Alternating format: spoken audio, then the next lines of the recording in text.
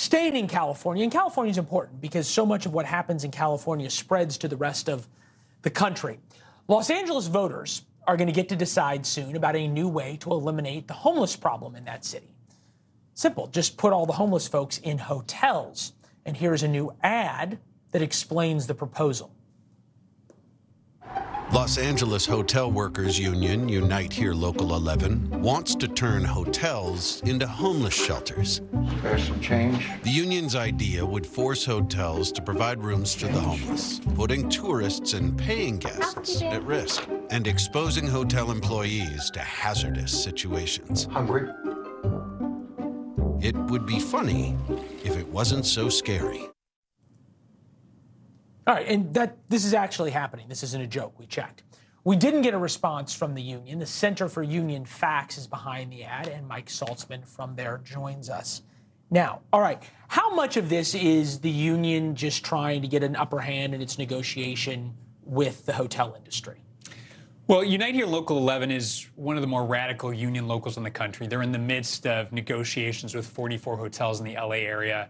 And they've been known to throw bombs like this to try and get the hotels to capitulate to their demands. But the difference this time is they've actually taken the extra step to get this thing on the ballot now. So, like it or not, voters in Los Angeles are going to decide on this. The city council in Los Angeles, which is pretty much left of Lenin in its politics, thought this idea was so toxic that they declined to vote on it. They actually took the opportunity to throw it to the ballot, tried to do it on a primary ballot in March, too, so hopefully the turnout was low, because I don't think they want it to pass either. But the union is going full steam ahead on it. All right, so what does this mean for people who go and stay in hotels in Los Angeles, and what does it mean for the workers in the hotels?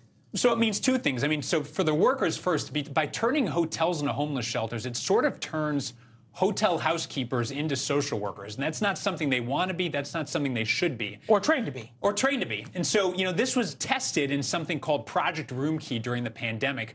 And what happened is you had hotels that had feces on the wall, that had drug problems.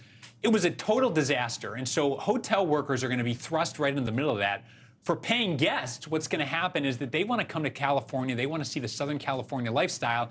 And instead, they're going to find something very different. They're going to find something that looks kind of like Skid Row, which is probably a part of town they usually avoid. Right. And it's kind of interesting that even the mayor in Los Angeles is against this. Put this in perspective in what we're seeing in New York with the immigration problem there and in turning hotels there into homeless shelters. Is this apples and apples or not really? It's a little bit of it. Well, both problems come out of, I think, a common concern to solve difficult housing solutions. But the housing problems, especially in California, are caused by, high-cost housing, regulations, high taxes, all sorts of other factors. Mental illness, drug use. That have nothing to do with, putting hotels in this situation. So I think the other concern in Los Angeles in particular is that so many of these cities in L.A. rely on tourism dollars to actually plug holes in their budget. They've got a tourism occupancy tax. And so if you no longer have guests coming to the city and spending that money, it's going to cause all sorts of other problems that cities don't have the money to solve. All right. Interesting. Fascinating ad. Thank you very much. And as we said at the beginning, the union's welcome to come on if they'd like. Thanks for watching. Go to newsnationnow.com to find NewsNation on your television provider. And don't forget to subscribe. Click the red button to get more of NewsNation's fact-driven, unbiased coverage.